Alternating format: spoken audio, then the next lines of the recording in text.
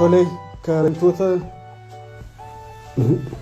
kot kanama iji kee darguu korkoree eessa turte?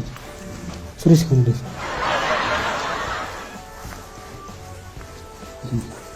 Turaaniifati booddee wal ilaalla yeroo dhimmi kun dhufu. Tole sammuu keessa hojjetaa garuu. Booddee biyyi nyaatni ishee jedhama. Tole jaalatamtoota saboota biyya keenyaa hundumaaf kottu maalirraa dubbisaa mucaan kun maal na gochaa deema? Waraqatan irraa kottu seeni kaskeessa. Ati si ari'eerasi. Ati ari'amtee itti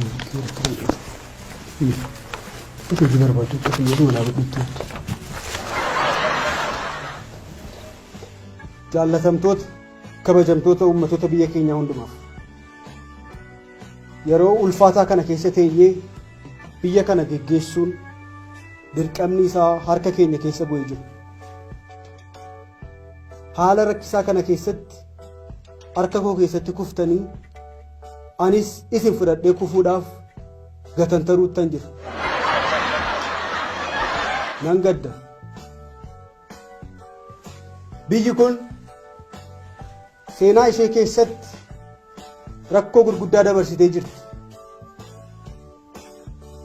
Rakkoon gosa ammaa garuu nu mudatee hin jiru. Waggaa 120 dura biyyi keenya xaaliyaaniidhaan weeraramtee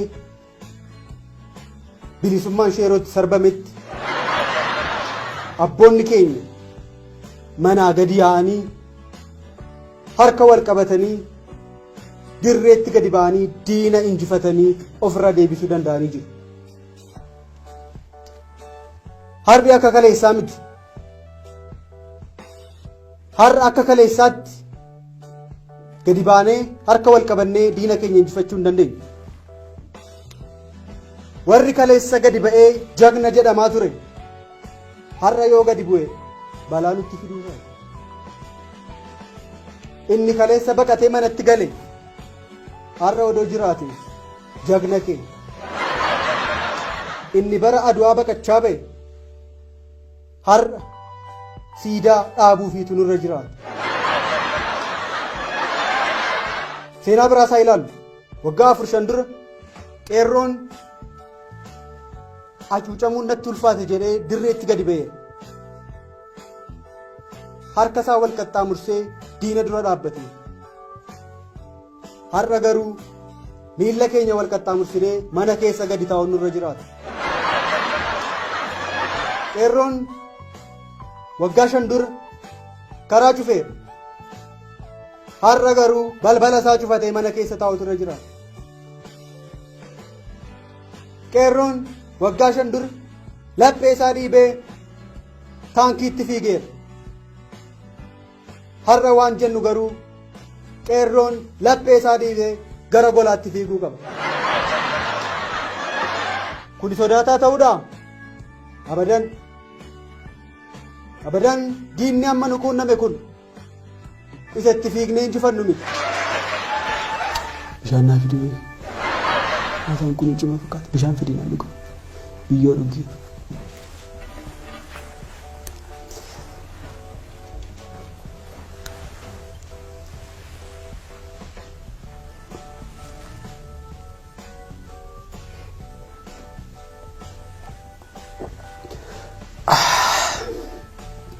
Ada beli eska.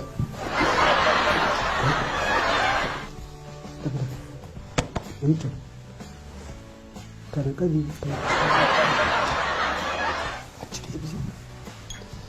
nyanta betul jadi mangkut. Har'a yoo gadi baan diinni nu jilbeenfachiisa. Yoo gadi baan diinni nurra deema.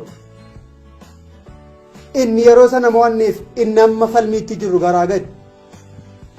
Yeroo sana kan manaa gadi ba'ee falme farda isaa gadi yaasee maatii guutuudhaan deemee kan wareegame jagna goota. Har'a garuu isa mana isaatti galee karaa alaa ofii isaatti qollofee taa'utu jagna goota. Hin dafqisiisaa jiru. sooftii naaf fide.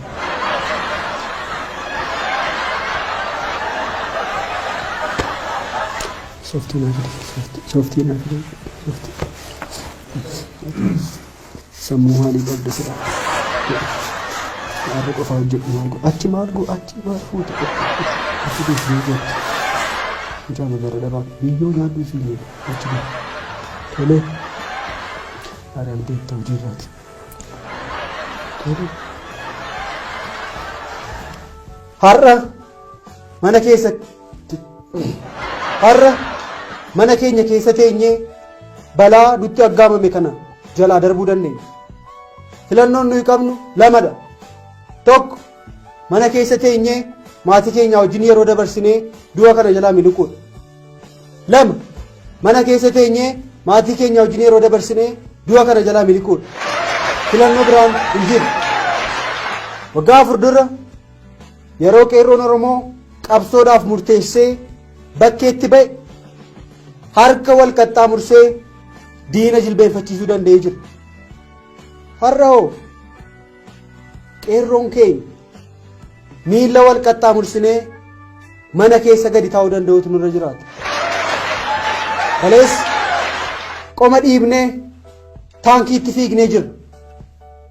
Har'a qoma dhiibnee gola harmee keenyaatti fiiguu danda'u nurra jiraata. Har'a kan lubbuun isaa baraaramu isa dabees isa sodaatu hin ta'u jettanii bakkeetti gadi fiiddu taanaan tokko keessan kadhannee gara manaattis hin deebisne. Rakkoo ulfaataa biyya keenya irratti dhufe tilmaama keessa galchuudhaan mootummaan ani hoogganaa jiru ikonoomii irratti gaagaamni guddaan akka hin geenyeef tokko lammiilee keenyaaf mana isaaniitti nyaata qamadii daakuu 12 zayitii liitira 7 sukkaara kiiloo 4 akkasumas barbaree kiiloo 3 tokko keessaniidhaaf dhiyeessuudhaaf inuma hawwina garuu humni keenya hin danda'u. Hubadhaa yaa sabaa.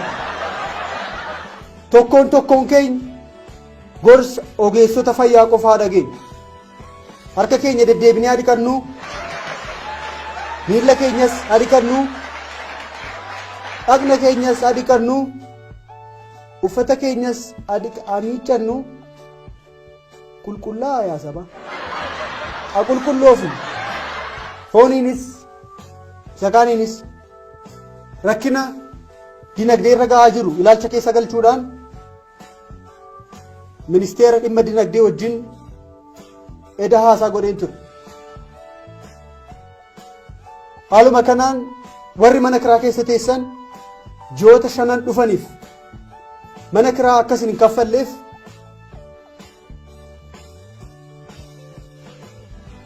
hawwii keenya ture. Hin dandeenye. Warruma isinii kireessutu gaafattanii gaarii. Mootummaan mataansaa akka mootummaatti mana kiraa keessa jira. Yeroon filannoo geennaan hin baanaaf hin teenyaa keenya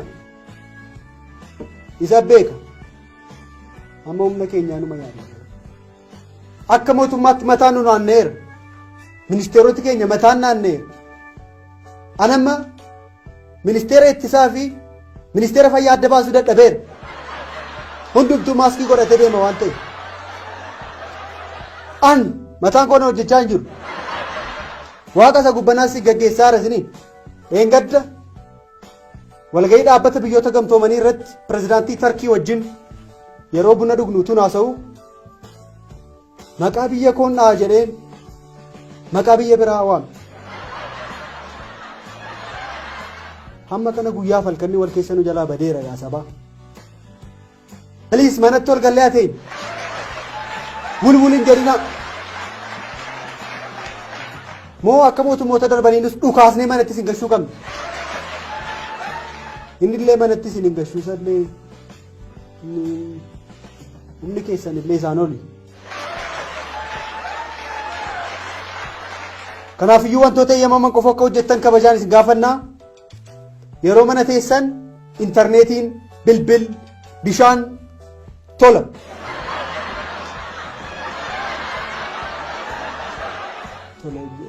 Dhiifama mataan naanneera isiniin jedheera tola utuu ta'e nutti tola. Garuu isa Itiyoo Telekoomii wajjin haasa'uu dandeessu. Kanaaf mana keessa yeroo teessan yoo waan gootan dhabdan na hamachuu dandeessu. Akka nama biyya kana geggeessutti anaaf jaalleewwan koo hamachuu dandeessu. Isin eeyyamneera isa kana. Kanaaf iyyuu namni tokko mana keessaa akka hin baane konkolaataan ittiin deemtan geejjibni magaalaa keessa magaalaa gara magaalaatti bilisa. Tokkoon kee garuu mana akka gadi hin baane. Kun ajaja mootummaati. Yeroon ulfaataa kun darbee akka sabaatti gadi baanee hiriira isa suusiinsaa isin qabesan yeroo itti nuufis warra kaaniifis baatanii isinirraa galu dhiyoodha. Wantoota ogeessonni fayyaa dabarsan keessaatii tarkaanfii lama walirraa fagaachuu, harka keenya deddeebinee dhiqachuu, amma dhiqadheen isinitti agarsiisa. Harka keenyaan funyaan keenya tuquu dhiisuu, ija keenya tuquu dhiisuu, afaan keenya tuquu dhiisuudha. Walumaa gala fuula keenya kanaa tuquu yoo dhiisne gaarii. Bakki bishaanichaa fiduu dhiqadheen itti agarsiisna. Bishaan fidiin jedhe maal yaada kun as dhaabatee bishaan fidiin dhiqadhee itti agarsiisa. Nan bade haadha goote. Maal mucaana gaafa na ilaaltu taankirii bishaanis itti fakkaadhaa. Eeyyee. Diimokiraasii saba biratti naqaan isinii kanaan dhugaa maal hin godhan.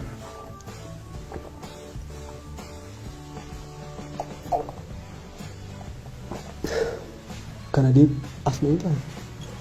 Kana deebisiiti bishaan harkaa fide. Bishaan kana fide kana deebisiiti. Maal jedhu mucaan maal fide lafatti inni kadhamoo itti nun godhe. Dirree qonnaa keessa irra miidiyaa dura jirra maal mucaan harruma na kaasa. Tole sabni keenya hundumtuu mana isaa keessa taa'ee akkamitti akka harka dhiqannu kana wal duukaa yoo goone gaarii natti fakkaata.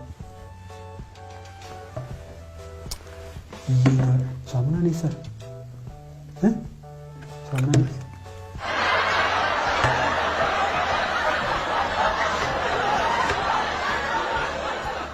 Egaa saba keenya hamma kanatti tajaajillaa.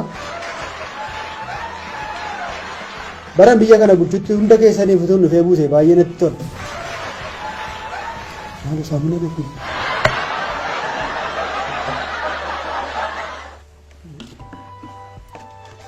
Tole gaafa saamunaa ittiin harka keessan dhiqattan jiraachuu qaba. Dursa bishaaniin harka keessan dhiqattu.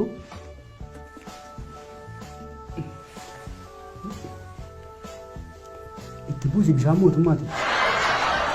Gadi jedha gadi. Maali ol deebii xinnoo ishee jiru. Kottu maal akka guddina harka keessan erga jalqaba bishaaniin dhiqattanii waan isin barbaachisu saamunaaf bishaan dabalatee nama sammuunsaa hojjetu tokko isin barbaachisa.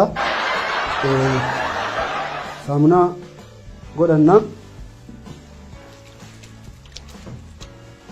Godhanne booddee harka keenya kara keessaa ci booddee akkasittiin ilaalaa jirte akkasittiin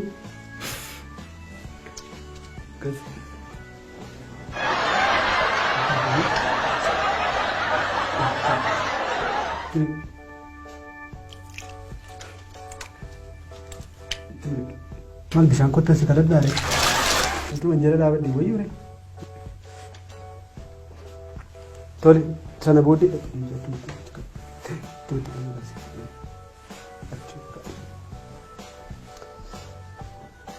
egaa harkallee dhiqanna sammuus akkas akkasii akkamitti akka dhiqnu hin beeknu harka keenya sana booddee ol kaasneetu hin qoorfannaa daqiiqaa muraasa booddee harki keenya erga qoree booddee gara hojii keenyaatti deemuu dandeenya.